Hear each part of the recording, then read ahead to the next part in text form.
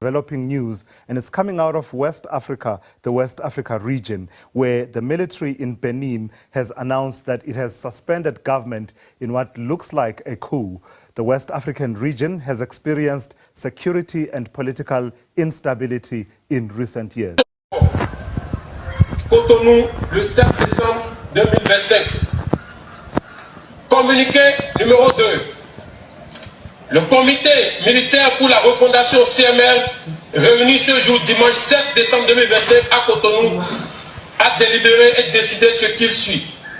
Monsieur Patrice Talon est démis de ses fonctions de président de la République. Le lieutenant-colonel Tigui Pascal est nommé président du comité militaire de la refondation pour compter de ce jour, fait à Cotonou le 7 décembre 2025. Je vous remercie. It began with silence, the kind that spreads across borders faster than any statement. Reports of sudden military tension in Benin sent shockwaves through West Africa, triggering urgent calls, closed-door meetings, and a wave of uncertainty no one saw coming. Tonight, we dive into the moment one country's unrest put an entire region on high alert. The atmosphere across West Africa shifted in an instant, as reports of sudden military tension inside Benin began to circulate through agencies, diplomatic channels, and regional security networks. Nothing was officially confirmed, and no institution declared a coup or a takeover. Yet the mere suggestion of unrest was enough to send shockwaves throughout a region already balancing on the tightrope of political volatility. In capitals from Abuja to Accra, from Niamey to Dakar, governments and observers began quietly examining the potential consequences, aware that even early hints of military friction could ripple outward in unpredictable ways. Early indications, though fragmented and full of contradictions, suggested a disturbance involving segments of Benin's military structure. The details were murky. Some sources described unusual movements around key installations. Others referred to sudden deployments that seemed out of alignment with routine operations. Still others speculated that an internal disagreement within security institutions might have escalated more than expected. With no official confirmation, the uncertainty itself became the central force driving regional anxiety. Observers understood that in a tense political environment, the absence of clarity often fuels more concern than any confirmed event. Regional organizations quickly began issuing cautious statements, emphasizing the need for calm and urging all parties within Benin to adhere to constitutional order and established processes. These organizations had grown accustomed to rapid crisis response, given the recent rise in political turbulence across the Sahel and coastal West Africa. But Benin, with its image of relative predictability, was not a country many expected to appear on the list of flashpoints. That mismatch between expectation and reality intensified the atmosphere of concern. If such reports could emerge in a country long viewed as stable, observers wondered what this could signal about the broader regional environment. Inside West Africa, governments sought immediate intelligence briefings, aware that any signs of unrest in one country could spill across borders with surprising speed. Given the interconnectedness of regional trade, migration, security patrols, and shared vulnerabilities, no country felt insulated from potential consequences. Neighboring states, particularly those already dealing with insurgencies, displacement, or economic pressure, feared that even the perception of instability could embolden militant groups or disrupt coordinated security frameworks. It was not just the question of what was happening in Benin, it was the question of what might follow. International observers outside the continent also reacted swiftly. Major global institutions, tasked with tracking political risk, held emergency meetings to assess the potential implications for regional stability. Economic observers pointed out that even rumors of unrest could affect regional markets, investor confidence, and the logistical networks that depend on steady government operations.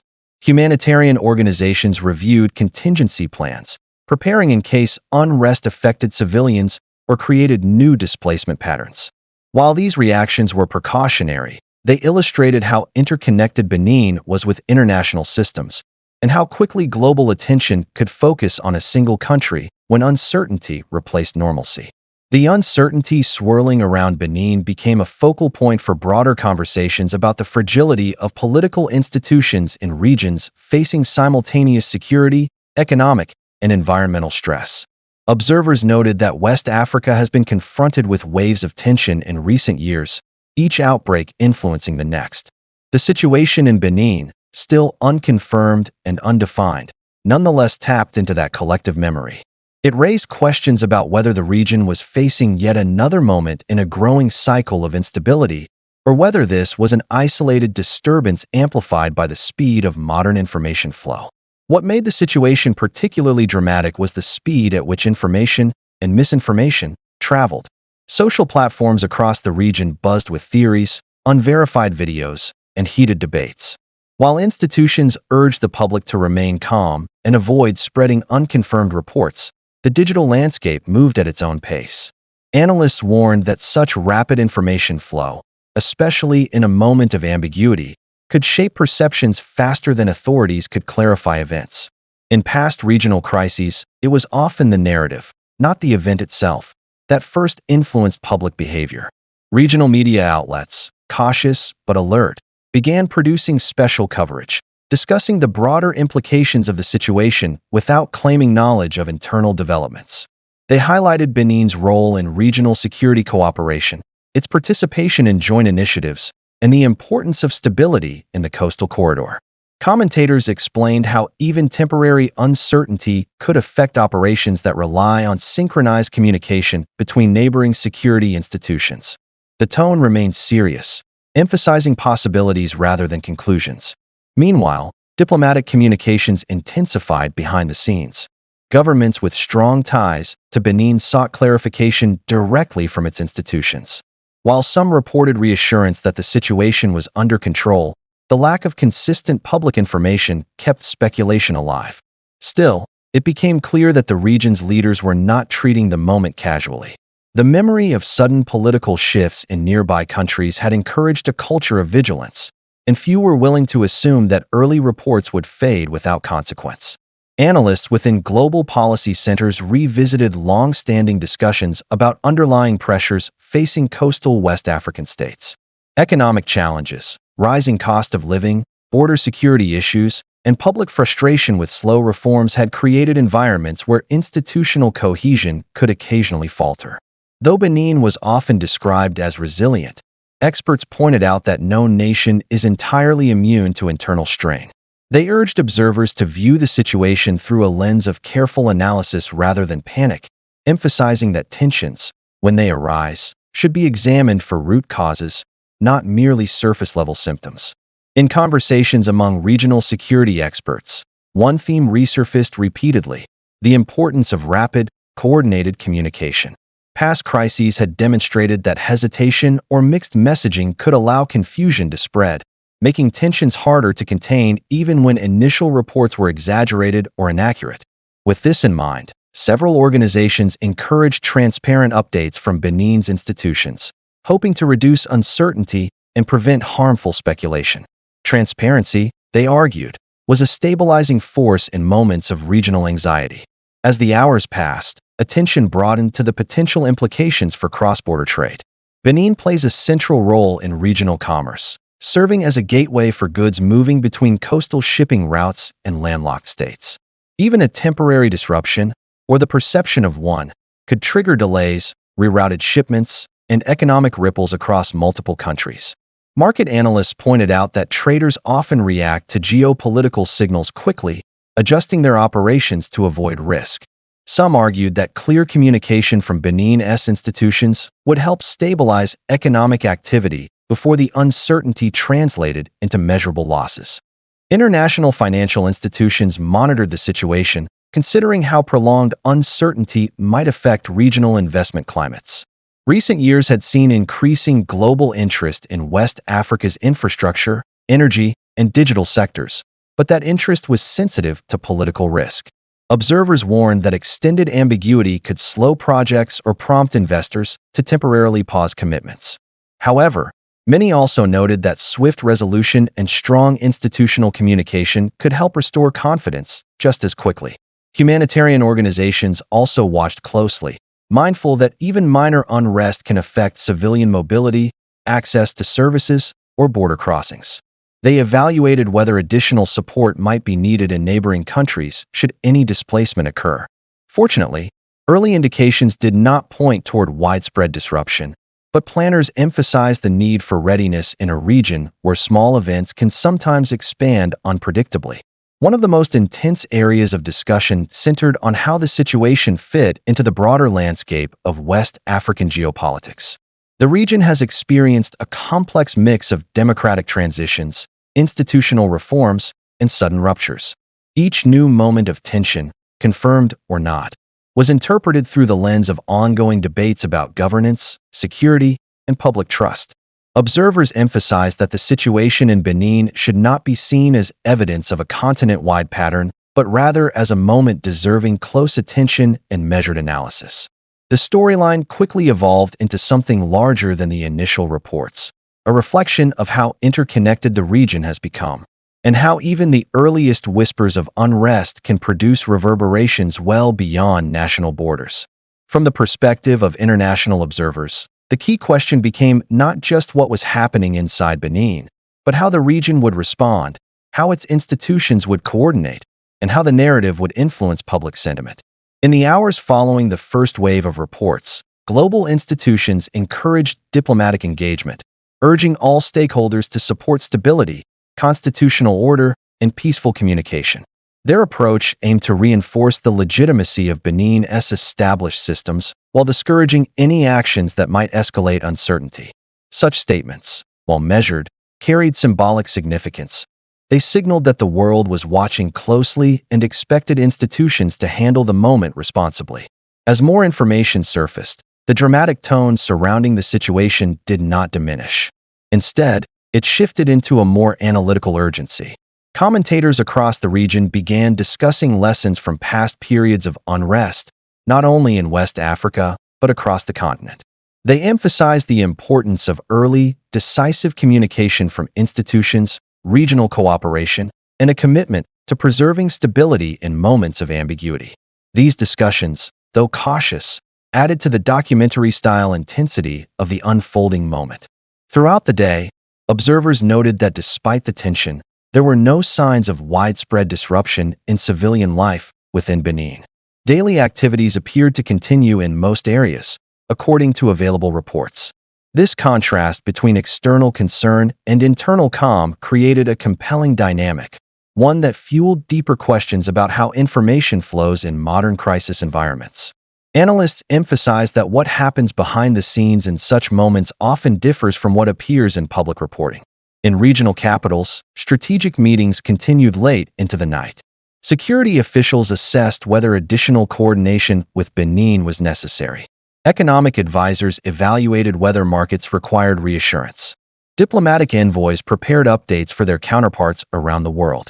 The situation became a test of the region's diplomatic reflexes, its ability to respond collectively, calmly, and strategically even when details remained uncertain. The tone of global coverage remained dramatic but restrained. Responsible reporting focused on the possible implications rather than definitive claims. Commentators explored scenarios without asserting outcomes. This approach, though less sensational than unchecked speculation, helped maintain a sense of seriousness without causing unnecessary alarm. It demonstrated an awareness that narratives have power, particularly in regions where confidence in institutions is closely tied to perceptions of stability. As night settled across West Africa, the sense of suspense persisted. No dramatic developments had been confirmed, yet the day's events left the region more alert, more connected, and more aware of its shared vulnerabilities. The situation in Benin, still unfolding and still surrounded by uncertainty, served as a reminder that stability is a collective project shaped not only by national institutions, but by regional cooperation, international support, and the management of information during critical moments. It underscored how quickly tension can rise, even in places long perceived as steady. Observers agreed on one thing: whatever the cause and outcome, the reports had exposed how thin the line between calm and tension can be in a region navigating multiple pressures. They highlighted the importance of strong, transparent institutions, proactive diplomacy, and resilient regional frameworks. They also underscored that even moments of ambiguity deserve careful attention, not because they confirm instability, but because they reveal how nations and institutions respond under pressure. As discussions extended into the next morning, analysts around the world continued to frame the situation in Benin as part of a broader examination of how states manage uncertainty. In many ways, the unfolding narrative became a real-time study in crisis communication, revealing weaknesses and strengths alike. Institutions across West Africa paid close attention, recognizing that the lessons learned here could provide a blueprint for handling future moments of tension. The value of preparedness became a recurring theme among experts searching for practical strategies to reinforce stability across the region. In policy circles, the conversation expanded to include the role of international partnerships in reinforcing stability. Organizations that traditionally support governance reforms, economic development, and peace-building reviewed their ongoing programs in Benin and neighboring countries. They sought to determine whether additional resources or technical assistance might help strengthen institutional resilience. While no immediate decisions were announced, the very act of reviewing these programs demonstrated the seriousness with which global institutions approached the situation. Economic specialists began analyzing potential ripple effects on trade corridors linking Benin with other parts of the region. They highlighted that economic stability often relies not only on the physical security of borders and transportation networks, but also on the perception of governmental continuity. Markets respond quickly to uncertainty, sometimes overreacting even when disruptions are minimal. As a result, several financial institutions recommended cautious monitoring rather than abrupt adjustments to economic planning. Meanwhile, regional diplomats continued to promote dialogue and cooperation.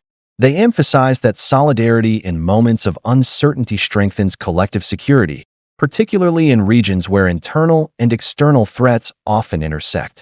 Their messaging carried a tone of responsibility, urging institutions to prioritize calm communication and avoid statements that might inflame speculation. Diplomats across West Africa collectively acknowledged that stability in one nation contributes to stability across the region. Civil society organizations also entered the discussion, underscoring the importance of public awareness campaigns that promote responsible information sharing. They warned that misinformation, if allowed to flourish, could deepen confusion and create unnecessary tension. Educational initiatives focusing on media literacy gained renewed attention, with advocates arguing that societies benefit when citizens are equipped to evaluate sources critically. This perspective added a long-term dimension to the conversation, framing the moment not just as a crisis, but as an opportunity for strengthening public understanding. International media, still cautious, expanded their analysis to explore the region's geopolitical landscape. Commentators reviewed historical patterns of unrest in West Africa, comparing current reactions with previous responses to uncertainty. They noted improvements in regional coordination, increased diplomatic engagement, and stronger infrastructure for early warning mechanisms. These developments, they argued, demonstrated that the region was evolving in its ability to address moments of tension with greater confidence. Across academic institutions, researchers discussed how technological change influences crisis environments. The speed of communication, while beneficial for early awareness, also creates challenges for verifying information. Scholars emphasize that hybrid approaches, combining digital monitoring with traditional diplomatic networks, might offer a more balanced method for understanding events as they unfold. Their insights pointed to the need for investment in analytical tools that can distinguish between credible reports and misleading content. As these debates unfolded, one overarching message emerged. West Africa's stability relies on its capacity to respond thoughtfully to unexpected developments, regardless of their scale. The situation in Benin, while still ambiguous, revealed a region that had learned from past experiences and was increasingly prepared to manage uncertainty with measured responses. Observers found reassurance in the calm and coordinated reactions of institutions, even as they acknowledged the need for continued vigilance. This moment also served as a reminder that the narrative surrounding an event can sometimes have as much impact as the event itself. How governments, organizations, and media outlets frame uncertainty influences public confidence, regional cooperation, and international engagement. In this case, the emphasis on caution, transparency, and collaboration contributed to a sense of stability, even in the absence of full clarity. Ultimately, the story continued to develop as a reflection of West Africa's evolving approach to governance and security. It demonstrated that while tensions may arise unpredictably, the region's collective commitment to stability, communication, and cooperation provides a strong foundation for navigating moments of doubt. The situation in Benin may have begun with unverified reports, but it evolved into a broader exploration of resilience, highlighting the region's capacity to adapt, respond, and remain alert to emerging challenges.